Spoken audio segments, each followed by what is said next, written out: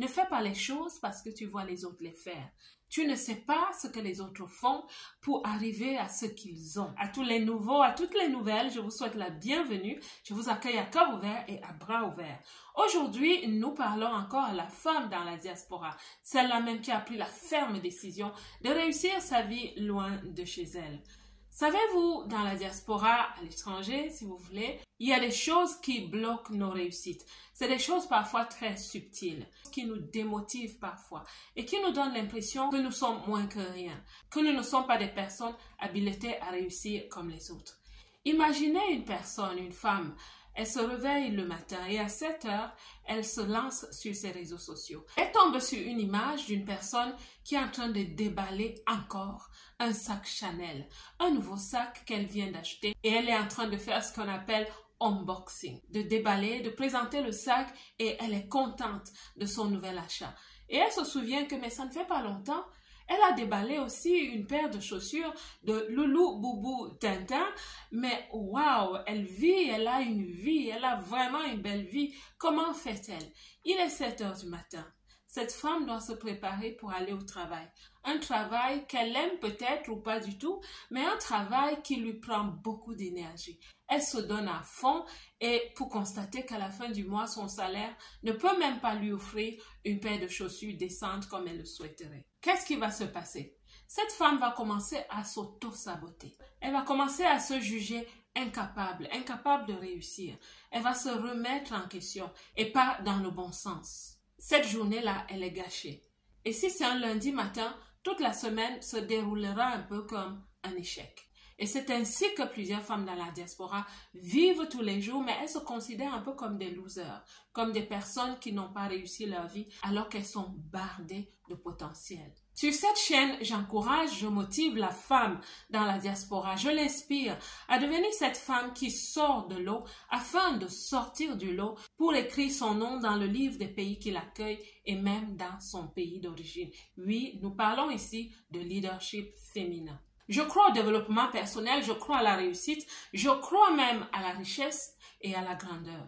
Et c'est pour ça que dans cette vidéo, nous allons essayer d'éradiquer certains raccourcis, certaines choses qui font que dans la diaspora, certaines femmes se considèrent comme des losers ou alors elles prennent des raccourcis qui leur font plus de mal que de bien.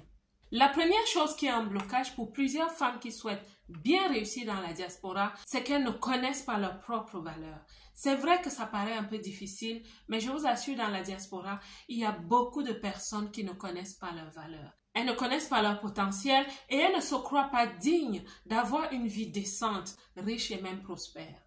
Arrivés dans la diaspora, nous faisons parfois face à des situations difficiles. Nous venons pour la plupart des cas aussi avec nos propres bagages identitaires, des bagages très difficiles à gérer. Et quand on arrive, on atterrit au milieu de personnes qui parfois n'ont pas encore tenu le bon bout pour leur propre réussite. Et nous recevons aussi parfois des conseils qui sont haineux par rapport à notre semblable. Ne marche pas avec tel, ne conjugue pas avec tel si tu souhaites réussir dans la diaspora. Et des conseils aussi qui sont parfois informels.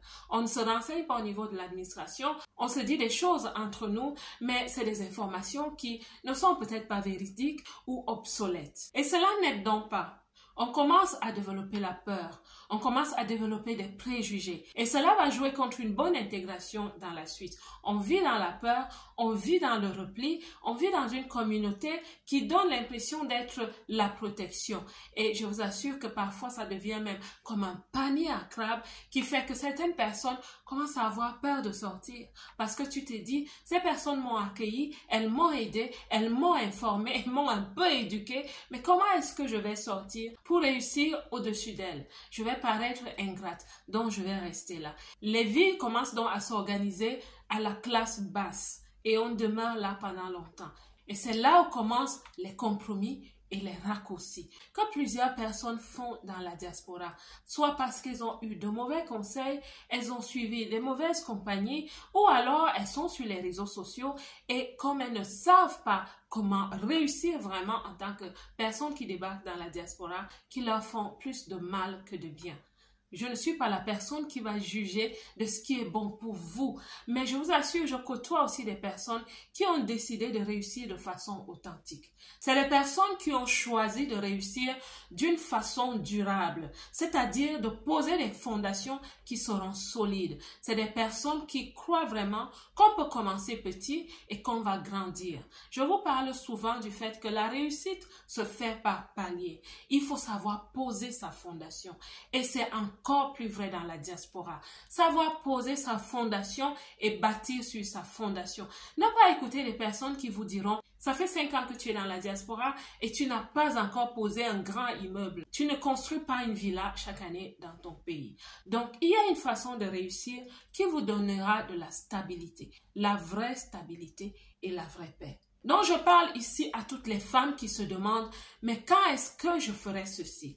Quand est-ce que je ferai cela? Ma vie est encore troublée, parfois même embrouillée. Ma belle, je viens te dire qu'on commence un jour et il n'est jamais tard pour commencer ou pour recommencer sa vie, même quand on est à l'étranger. Tu vas regarder à gauche et à droite, tu verras des gens faire des choses, des grandes choses, des choses qui appâtent tout le monde et des choses qui te mettront en comparaison parce que parfois tu ne te compares pas, mais on va te comparer à des personnes qui vivent à 100 à l'heure, à des personnes qui montrent certaines choses sur les réseaux sociaux. Ma belle, tu n'es pas la seule. Tu n'es pas la seule à croire qu'on peut aller petit à petit et qu'on ne fait la course et la comparaison avec personne. La vente du piment, oui, j'ai dit la vente du piment.